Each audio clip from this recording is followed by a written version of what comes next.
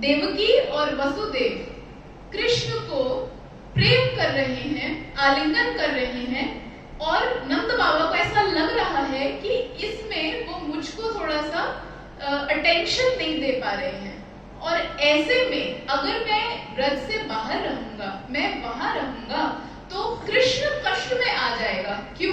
क्योंकि कृष्ण के लिए तो वो भी माता पिता, कृष्ण के लिए तो ये भी माता पिता, उनको तो हो जाएगा मैं कहाँ जाऊं, उन्हें होगा कि मैं बट कैसे जाऊं, मैं इनके पास जाऊं, इनके पास जाऊं, कैसे ध्यान रखूं। और देवकी और वसुदेव का सारा जो ध्यान था वो कृष्ण के ऊपर था। तो कृष्ण को अधिक कष्ट ना हो, वो किसी ऐसे संकट में ना पड़ जाए, किसी सोच में ना पड़ जाए, इसलिए नंद बाबा वापस आ गए और ब्रज को छोड़ के नहीं जाते। अब कृष्ण ब्रज क्यों नहीं आते? हाँ, ये तो हो गया, चलो ब्रजवासी नहीं जा रहे, तो कृष्ण ब्रज क्यों नहीं आते? क्योंकि जब कृष्ण ब्रज से निकले, मथुरा गए, मथुरा में कंस का वध किया, और कंस का वध करते ही वो जो जरासंध है वो इनका शत्रु बन गया। और जरासंध हर थोड़े दिन में वो पूरी असुरों को अपने साथ मिला करके आ जाता और आक्रमण करता। अब अगर कृष्ण मथुरा की जगह वृंदावन आ जाते तो जरासंध वृंदावन पर आकर के आक्रमण कर देता। इसलिए कृष्ण ने सोचा, कहा कि मेरा व्रत से कोई नाता ही नहीं, ताकि मेरे व्रज के ऊपर इतना भी कोई संकट ना आए, कोई बाहरी व्रज में आ जाए, कृष्ण को ये बिल्कुल भी मंजूर नहीं। और इसलिए कृष्ण तब व्रज में नहीं आए। तो ये विरह है कि कृष्ण तब से व्रज से बाहर गए हुए हैं, वो विरह है। महाप्रभु जी उस विरह में हैं, वो विरह को आस्वादन कर रहे हैं, कृष्ण विरह को आस्वादन कर रहे हैं, और उधर जगन्नाथ जी रथ पर बैठ करके उन्हें देख रहे हैं, और वो राधा विरह को आस्वादन कर रहे हैं। और इस प्रकार महाप्रभु जी गान कर रहे हैं, और उनके हृदय की बात केवल इन दो जन को पता चल रही है। अब रथ जो है, खूब नृत्य हुआ, खूब कीर्तन हुआ। अब जो रथ है, ये रथ बलगंडी नामक स्थान पर आकर के पहुंचे हैं, और यहाँ पर जगन्नाथ जी को भोग निवेदित किया जाता है। विदाउट एनी रूल्स रेगुलेशंस, भक्तगण कहीं से भी, कैसे से भी, आगे से, पीछे से, ऊपर से, नीचे से, पेड़ों पे चढ़ के, बिल्डिंग्स में चढ़ करके, नीचे सजा करके, ऊपर दिखा करके, कैसे भी एक के ऊपर एक चढ़ के वो भगवान को भोग निवेदित करते हैं। सुना था ना कि मंदिर के अंदर सबको एंट्री नहीं है, पर सबका भाव होता है कि हम कुछ दें जगन्नाथ को बना करके। तो अब ये टाइम है जब सभी भक्त विदाउट एनी रूल्स रेगुलेशंस यहाँ पर भोग निवेदित करते हैं, और जगन्नाथ जी उन सभी भोगों को स्वीकार करते हैं। अब यहाँ तो जगन्नाथ जी भोग स्वीकार कर रहे हैं, और या इधर महाप्रभु जी ने सोचा कि कृष्ण तो भोग स्वीकार कर रहे हैं, उन्हें करने दो। हाँ, और मैं इतना नृत्य उदंड नृत्य किया, थोड़ा सा रेस्ट कर लेते हैं। महाप्रभु जी के पूरे उनके दिव्य देह में पसीने आए हुए हैं। पास में ही एक उद्यान है, बाग है, उसमें वे गए, और वहां पर एक वृक्ष के नीचे जा करके रेस्ट, शयन करने लगे, थोड़ा सा रेस्ट करने लगे। तो महाप्रभु जी के साथ जितने लोग थे वो भी आकर के आसपास बैठ करके थोड़ा सा रेस्ट करने लगे। अब जब ये रेस्ट कर रहे थे यहाँ पर, तो इस टाइम पे सार्वभौम भट्टाचार्य ने, ये जो राजा प्रताप रुद्र हैं, इनको इशारा कर दिया, इनको इशारा कर दिया कि जाओ, यही समय है, जाकर के महाप्रभु जी के पैर, उनके चरण दबाने की, उनकी सेवा करो, जाओ। और ये जो राजा है ना, ये डर रहे हैं महाप्रभु जी के निकट जाने से। क्यों? क्योंकि पहले तो महाप्रभु जी ने देखने से भी मना कर दिया था, फिर उसके बाद ऐसे नृत्य कीर्तन करते हुए महाप्रभु जी जब थोड़ा सा गिर रहे थे, तो राजा प्रताप रुद्र, क्योंकि कोई और नहीं था उस वक्त संभालने के लिए, सब नृत्य कीर्तन कर रहे थे, तो ये राजा प्रताप रुद्र ये महाप्रभु जी को संभाले। और जब ये पकड़े महाप्रभु जी को, तो महाप्रभु जी अपनी चेतना में आकर के देखे, ओहो, मुझको राजा को स्पर्श करना पड़ गया, हाय रे, इस प्रकार ऐसे बोलते। और बाहरी रूप से राजा को डांट लगाते और वो डांट से राजा डर जाते। तो इसलिए अब राजा संकोच कर रहे थे, डर रहे थे। परंतु सार्वभौम भट्टाचार्य ने कहा कि नहीं नहीं, आप जाइए जाइए। अच्छा जाऊं तो, लेकिन जाके करूं क्या, कहूं क्या? तब इन्होंने कहा आप जाइए और जाकर के गोपी गीत, ये गोपी गीत गाइए।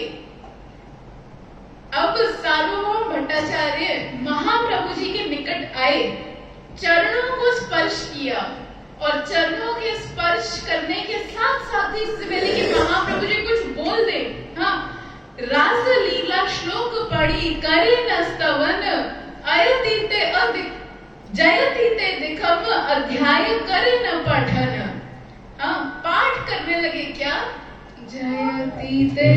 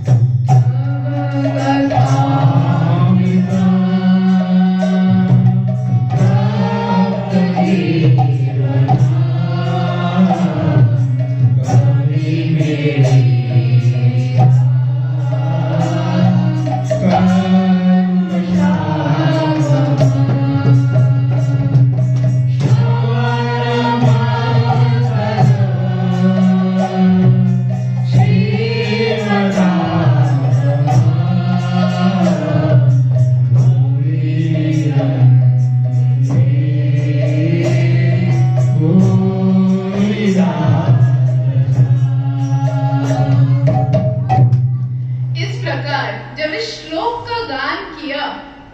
श्लोक का गान करते ही महाप्रभु जी ने राजा को आलिंगन कर लिया।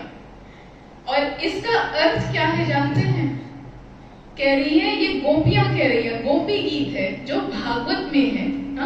गोपियां कहती है तब कथामृतम, हे कृष्ण तुम्हारी जो कथामृतम है। और ये जो शब्द है ना कथामृतम, यहाँ पे भी दो अर्थ हैं। पहला कहा कि जो तुम्हारी कथाएं वो अमृत के समान है, और दूसरा कह दिया अरे तुम्हारी कथा मृत, कि तुम्हारी कथाएं सुन करके कृष्ण हम मर रही हैं। एक तो ये अर्थ दिया सीधा सा कि तुम्हारी कथाएं अमृत के समान है, और दूसरा कहा कृष्ण हम अपने घर में खुश थी, अपने बच्चों के साथ, अपने पति के साथ, सास ससुर के साथ अपने घर में खुश थी। अरे जब से तुम्हारी कथाएं सुनी है ना हम मर ही गई है। हमारा सुख चैन तुमने छीन लिया कृष्ण, हमारा सब कुछ तुमने छीन लिया। तुम्हारी ये कथाएं हमें ये मार रही हैं।